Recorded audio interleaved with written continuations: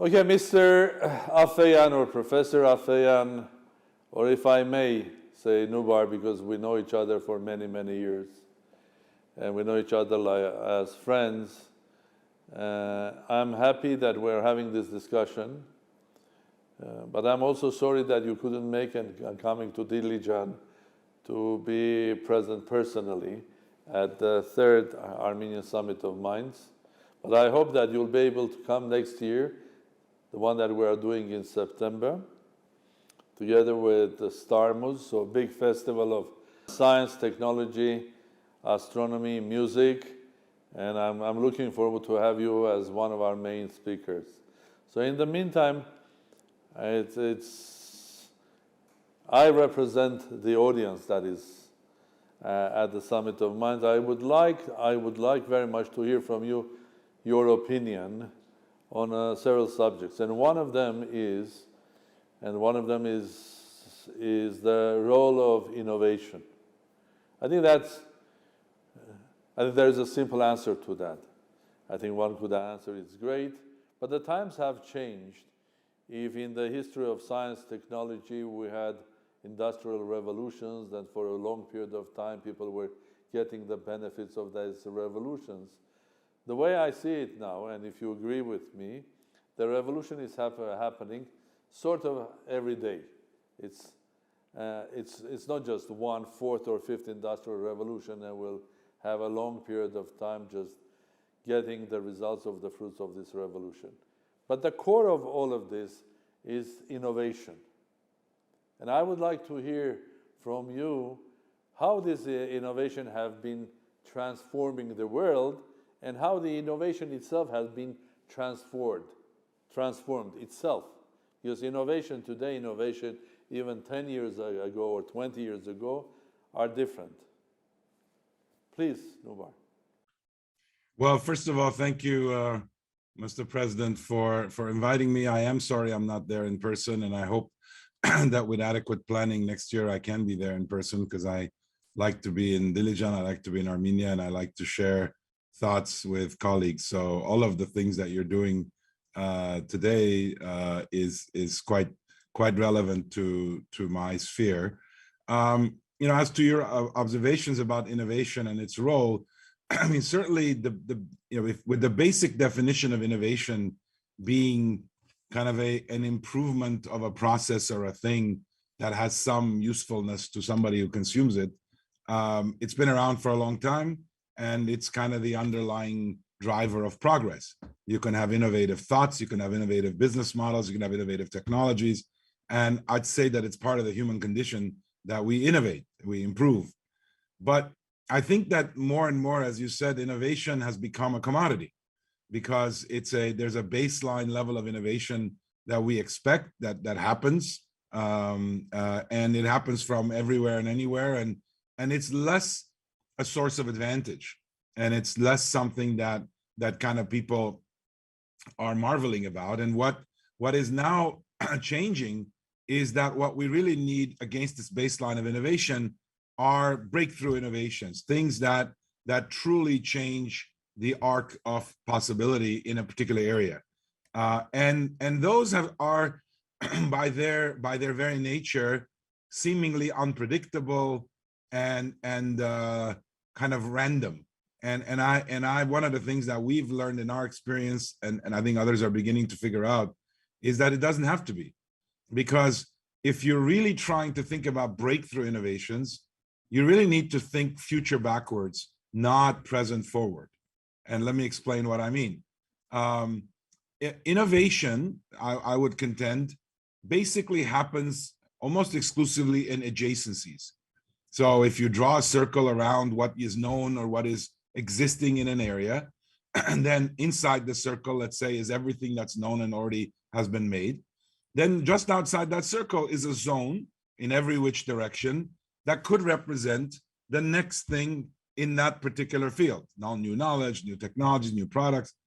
And it is that zone right next to what already is known that investments are made, whether that's in academia, whether that's in industry or venture capital.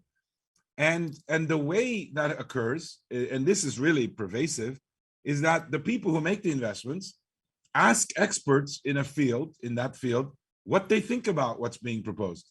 And of course, these experts know a lot about what already exists, a little bit about what could exist, and exactly nothing about whatever is going to exist 10, 20 years from now.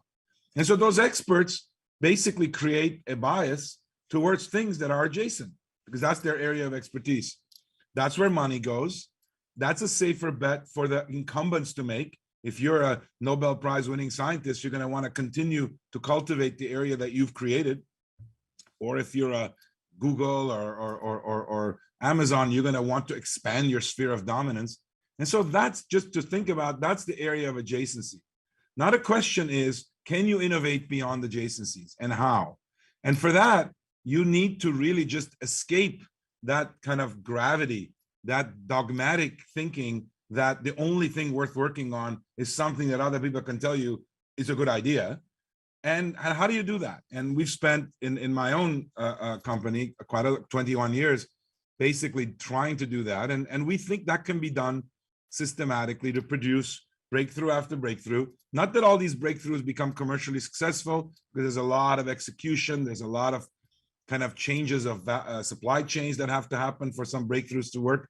But the ability to generate seemingly unobvious things that look like they're big leaps from adjacencies, that I think is just a question of mindset and approach. And it's working backwards from what should exist to make it real versus what could exist from what is already real. And what about the COVID? Had the COVID, well, when we say COVID, a lot of us think about you as well. Because it's Moderna, because it's vaccination. But speaking about COVID, has COVID exercised as a COVID as a global event? Has it exercised a change on the process of innovation, helped, or the other way around? Well, I mean, I think the pandemic broadly has and will have significant Is effects that an on. accelerator? Well, it's an accelerator in some ways, but it's also a cause for slowing down in other ways. Even within, for example, the pharmaceutical industry, of course, in the development of vaccines and diagnostics and other therapeutics for that disease, there's been a massive acceleration because all of the regulatory and other conservative things that would keep things going very, very slowly have been replaced by equally effective regulatory approaches, but where time is valued differently. I mean, the reality is that when you have a regulated industry, for example, the price that people put on lost lives while you're waiting to come up with a solution is relatively low. And instead, there's a price put on the inadvertent safety effect, understandably, but the question is, which is more valuable? In the case of pandemic, when thousands of people started dying a day, then people said, you know what, we need to stop this and do the experiments in parallel. You don't have to wait 6 months between each steps, all of that. That's good. The bad news, ironically, just in pharmaceuticals is that clinical trials of every other disease either slowed down or stopped. Yeah. So one of the big burdens that pandemic is going to create, I can tell you, is that it's going to have slowed down the development of drug development, slowed down the clinical process, meaning diseases getting treated in hospitals, because there's been a year and a half of major disruption of what is prioritized, what is not. So these pandemics or these kinds of disruptions always have, they give and they take. And I think there's been equal amounts of each. Well, I share with you, and I think I agree with you, your description when you were describing about investing in innovation, how does it work? And if I may interpret that, so there's one classical way of doing that when you were describing that there are experts of different ranks and they can come with and advise the society or advise the, scientific society, investor society. So the classical way going from today to the future. While what you were saying that there's this process mostly in this new world is not classical. I like to call it's quantum. So because it's quantum, you don't go from A to B. You go basically where is the future, and then maybe you calculate the probability how to reach there with what are the possible paths. And of course, innovation in one specific sector is not isolated. And the world, and this quantum world or this rapid evolution world, is developing itself not only in biotechnology or pharmaceuticals, but also in artificial intelligence, in IT, in many other sectors. So how do you see, because you are in the middle of all of this, how these things work together?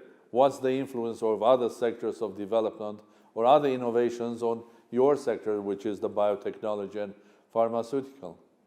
Yeah, let me answer in two ways. First, I would say that your idea of kind of thinking of it as quantum, in the biological sense, this notion that you can be in multiple places at the same time and essentially have a kind of a probabilistic set of solutions pushed against the problem is the essence of essentially Darwinian evolution. Because Darwinian evolution does not presume the solution.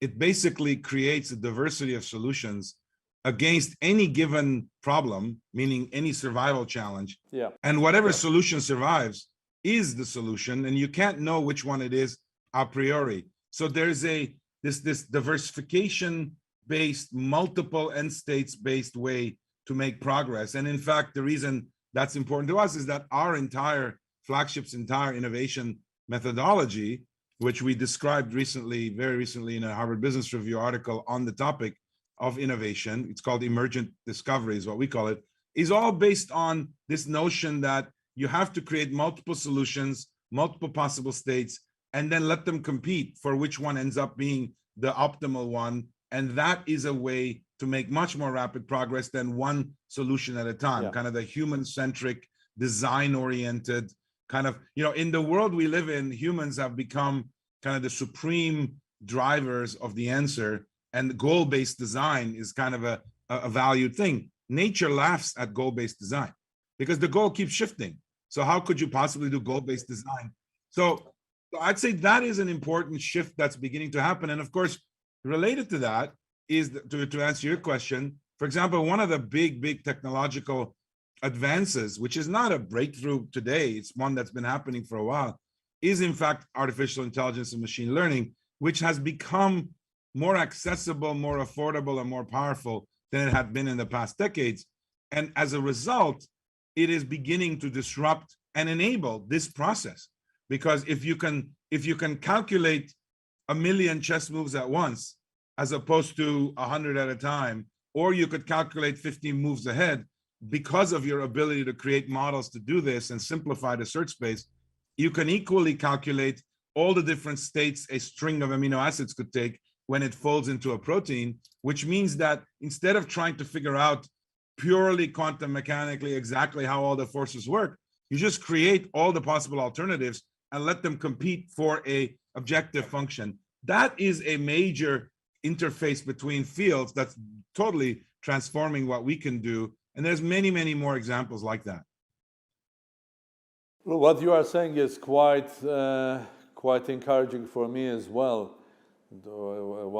If you try to understand not only what's happening in mechanical world or the quantum mechanical world, in the biological world, which is basically again quantum mechanical, as you said, because you have to leave all possible options to basically get their way ahead, and the competition or evolution, whatever you call it, will take place.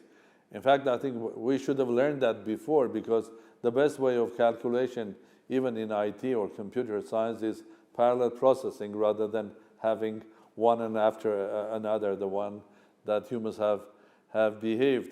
And of course, now these same ideas are going to work not only in quantum mechanics, in biology, artificial intelligence, but most probably also in our social behavior.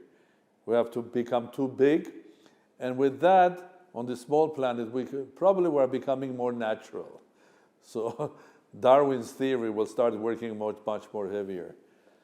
But my third and last question will be addressing you as a friend and fellow Armenian. You live in diaspora. You are the majority. I live in Armenia. I'm the minority because it's a small state and much bigger diaspora, because the nation is much bigger. So it's a small state, global nation. And we all, well, among our friends, have the vision or a dream to make Armenia as well as one of the centers of innovation, global centers of innovation. Because at the end of the day, that's the only way that I think that our nation and the state can be strong and develop itself and can make a contribution to the world. Because this is not a small state that has huge natural resources or any other ways. But history has proven, and even the recent history, and you are one of the proofs of history that Armenian mind can be very innovative. And it's more than natural to try to make Armenia an innovation hub or a center. So the question remains, so what's the way forward? Is it going to be classical? Or again, we have to think more quantumly to take Armenia from point A we are to the desired point B, which Armenia will be much stronger and indeed one of the centers of innovation. Please, Nubар, what do you think? Well, look, I think that the smaller you are, the more innovation is your way out by definition. There are many inner cities in America where for many years, the higher you jumped, the more athletic you were, the more you could escape the life you were born into. That for us is really innovative and needs to be for a country that finds itself at this level of relative significance. But I think that our biggest challenge, speaking of Summit of Minds, is our mindset. Maybe we should call this Summit of Mindsets, because there we have significant conflict, unfortunately. And of course, the challenge becomes how much, and really has to do with the relationship with the future. Let me just make the following case. When people are suffering in the present, it's human nature that they don't think of the future, even though the solution to the problems of the present are often going to be derived from that future. And unless you make time for the future to somehow intervene with the present, you're stuck in that present. And that's something that over the last 20 years of engaging in development projects within Armenia, I've realized that those two mindsets are unfortunately contradicting. It is natural that by living in the diaspora, Armenians have access to many, many other mindsets, one, and two, aren't suffering the day-to-day difficulties of the country. And therefore, they naturally come from that point of view. The question is, can there be intellectually, socially room made for these mindsets to be able to persist, for these plants to be able to be rooted into that garden? Or does the soil always reject that for understandable reasons that are rooted in suffering and current problems and etc.? And of course, as you well know, I don't want to delve into the world of politics, but people elect governments based on what they can do for them today. Unfortunately, not what they do for them tomorrow. And if the only solutions for today is to focus on those who are only interested in today, it's very hard to imagine. Although politics is an art of promise. Well, but unfortunately, it's promise about, it's the unrealistic future, promise about today. Yeah. No, but politics is about the art of promise about today, unrealistically. In fact, those promises are much more realistic if you give them some time, but the time usually exceeds the election cycles. So this is something that as Armenians, we have to go back to our thousands of years history and find a way to sit around the table and say, how do we get Armenians from wherever they live to believe in the ideal of a revived Armenia and Armenians, and kind of how do you merge the possibilities that can come from future backwards thinking? And only then do I think innovation becomes a weapon for advancement. Only then can you expect cooperation. And that's the big challenge we all stand in front of. Well, I fully agree with you that the solution of today's problems is in the future. And in order to basically solve our problems today, we have to be working very hard and targeting ourselves to the future. Otherwise, if we're stuck only in today, we will never do that. Today is more linked to the past rather than to the future. So I agree with you. To sort our issues today, we have to focus on tomorrow, work on tomorrow, develop things for tomorrow. And I also agree with your point that living outside Armenia and living inside Armenia, there are two different mindsets. So you put it very, very elegantly about the mindsets here. Because living outside opens for you a sort of opportunity, different mindsets. And that's why probably when we think about Armenia today, we can think about two models. One is a closed model when the dominance of today inside Armenia is strong, and another model which is an open model when we basically utilize, use, or work together with the world and specifically with the Armenian diaspora. And for that, I mean, practically, as the President of the Republic, I'm working on changing the Constitution, Mr. Afeyan, dear Nubbar. A Constitution change that will allow you as an Armenian that has Armenian passport, any day or a time, if needed, come and serve, and if you are ready, come and serve your country. And bringing together with you not only the knowledge you have, not only the experience that you have, but also your mindset, which is global. This is what the country needs. Yeah. Well, look, I commend you for that, and I think that's an important step because not until there is a legal framework that is acknowledging of these deficiencies is this going to be solved. And there are thousands of people like me at various stages that are going to be that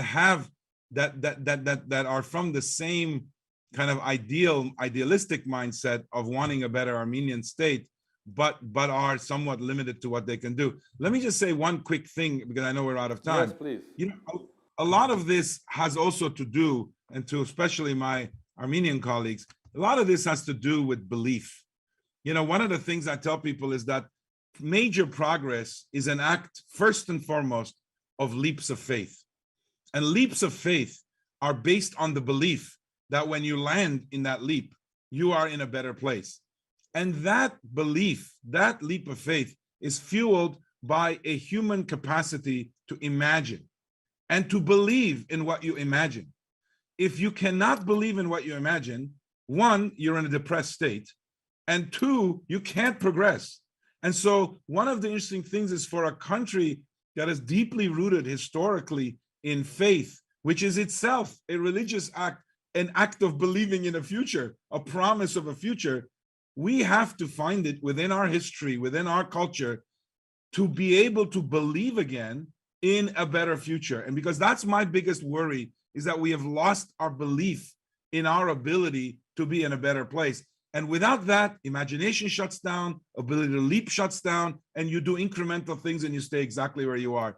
That's the biggest, to me, challenge. And the pandemic should make us realize that we need big solutions, not small solutions, to be able to progress. Well, on that sort of, I would say an optimistic note, because what you are saying is showing a path where we have to go, where we have to believe things, and we have to believe that if we behave quantumly and flying from here to that place is the best place, and this is where we have to be.